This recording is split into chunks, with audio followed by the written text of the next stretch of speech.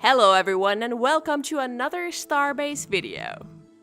Being able to design and build a spaceship of your own is one of the key features of Starbase. This video focuses on the Spaceship Designer, which enables you to design your spaceship from scratch, take the ship for a test ride and more, and all this can be done either alone or with friends. This video will explain how the Ship Designer works and how to build a ship that flies using it. So, we'll demonstrate the building process by building a basic ship and by explaining all the available tools while doing so. You can access the Spaceship Designer from terminals inside Spaceship Design workshops similar to this one. Here you can see what its interface looks like. Many things can be changed according to your preferences, such as the window layout. There are different windows that you can have open for different needs, and they can be resized and moved around freely. On the left you can see the window with the available assets. This is a list of all the building blocks that you might need to build your ship. On the right side of the screen you can find the toolbox along with the tool options window. I'll explain how each tool works while building the ship. There's also the Properties window that shows information about the asset you've selected and can be used to edit its device fields if it has some. The first tool is the Move tool. It allows you to move the object or a selected group of objects in whichever direction you wish. It also allows for easy duplicating of objects like so. The second tool is the Rotate tool, which is useful for precise rotating of objects. You can also simply press a key to rotate objects 90 degrees like so. However, you don't have to have the Rotate tool enabled if you wish to rotate something. You can rotate using hotkeys as well. Any changes you've made can also be undone and redone easily. So, let's start with building the ship's frame. This ship is going to be a very simple box-shaped ship, and its only purpose will be to fly. We'll begin by building one side of the ship's frame. As you can see, the beams are now nicely assembled, but in order to secure them together we need some attachment plates and bolts. You can do this manually, but in order to save time, the Auto Bolt tool comes in handy. We simply select the Auto Bolt tool and click on the frame, and it connects everything together by adding the attachment plates and bolts to it automatically. Now, in order for the frame to be recognized as a spaceship's frame, it needs to have at least one thruster connected to it. I left a specific sized hole in the middle of the frame so that a hardpoint fits into it nicely. As you can see here, you can also manually bolt things in place using the Bolt tool. Hardpoints are needed for most of the devices you wish to have on the outside of your ship frame. In this case, we need them for the thrusters. Then there's the Durability tool. Using it is helpful in identifying possible problems in the durability of the ship. Here we can see that there's one piece of the frame that isn't connected well enough and is shown highlighted in red. By clicking the piece in question, the tool will show extra information on what's wrong with it. Here it simply says that at least one more bolt is needed. So we'll just add one attachment plate to it and bolt it in place, and we're good to continue. Now we'll start building the front of the ship. For the front of the ship we'll need some windows. For the windows I'll save some time by using modules. The modules are ready-made ship parts that speed up the building process. By clicking the green circle on the module, you can select the whole module and move it or copy it easily. You can also create modules yourself out of whichever combinations of parts you want. Now we'll copy the side we built first onto the other side of the ship. Here we'll demonstrate how to make use of the Snapping tool, which is useful when you need to snap something in place with precision.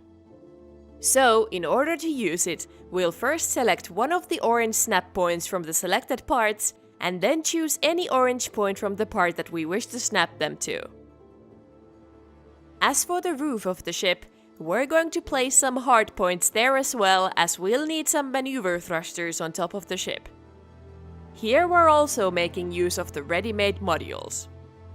In this case, we're using a square module with a hardpoint already built into the frame, as well as some plating covering it all.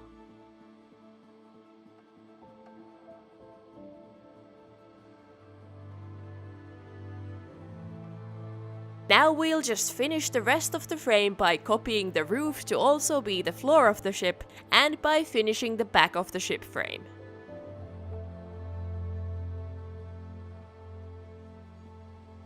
Now that we're done with the frame, time to use the auto bolt tool again to add all the bolts in place. Here we're once again making use of the durability tool in order to identify the places where we need to add a few bolts. Then the ship also needs a door in order for anyone to actually be able to get inside it, so we'll remove a few beams here to make some room for one. Once again, we'll be making use of the modules by selecting a door module and just modifying it a bit to fit our ship frame. Then it's time to add all the rest of the inner and outer plating to the ship.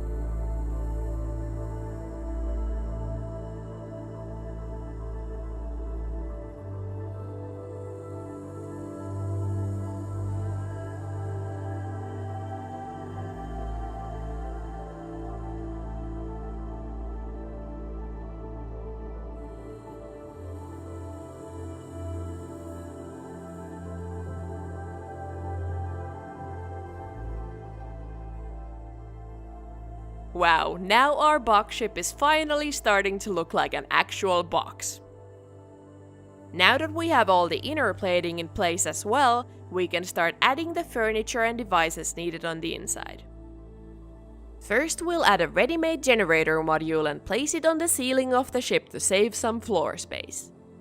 The generator is very important as it provides power to all the thrusters and other devices in the ship. Without power, the ship won't fly anywhere. Next, we'll be adding a few propellant tanks. These are also important as propellant is required for the thrusters to work. Then a pilot chair is very useful for easier controlling of the ship. We're also attaching a control panel to the chair and adding some levers to it. Now we're going to add the flight control unit as well as the main flight computer. These will automatically assign the thrusters to the correct controls and help with the balancing of the ship. Now we're going to add a few more maneuver thrusters to all the sides of the ship so that the ship can turn in all directions. Then it's time for cabling using the cable tool. Cables are used to transfer power, and they also add the devices into the device network so they can interact with each other.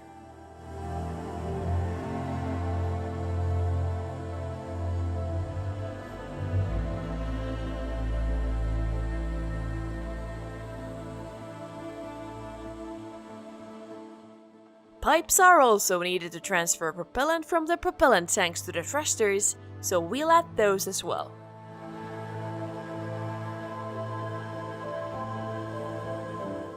Then there's the socket tool. The socket tool places a socket on the plating that provides power to the other side of the plating. It's very useful, for example, in this case where we want to have a button for the door on the outside. This way there is no need for cables on the outside of the ship.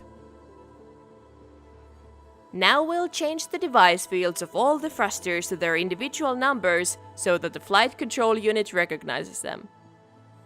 It doesn't matter which one's which number, the FCU and the MFC will do all the rest of the work for you. Here we're also reassigning the device fields of the levers using the properties window so that they'll actually control the ship's thrusters. Then at any point of time during the building process, you can easily enter a testing world to test out your new ship like so. This is very useful in making sure that it flies before committing to buying the ship. So let's try this ship out. Seems that it does indeed fly, but the balancing is a bit off, so the ship doesn't really fly straight. Time to make some changes to the interior. I moved the generator and the propellant tanks forward in the ship in order to balance it out a bit more and added a few more maneuver thrusters. And now let's cross our fingers and test it out again. Ta-da! Our box ship is not very pretty, but at least it's fully functional. Now all that's left is to add some decorations to make the ship a bit less boxy and a little more presentable. This ship only has the basics that are needed for the ship to fly, but you can also add all kinds of different things to make it fit your needs. Cargo holding devices, weapons, screens, YOLO chips for automation purposes, you name it. There's also plenty of other useful features in the editor, such as the option to invite friends to build the ship with you, as you can see happening here. You can also always open the blueprints of some of our pre-made ships and modify them, or just look at them for inspiration.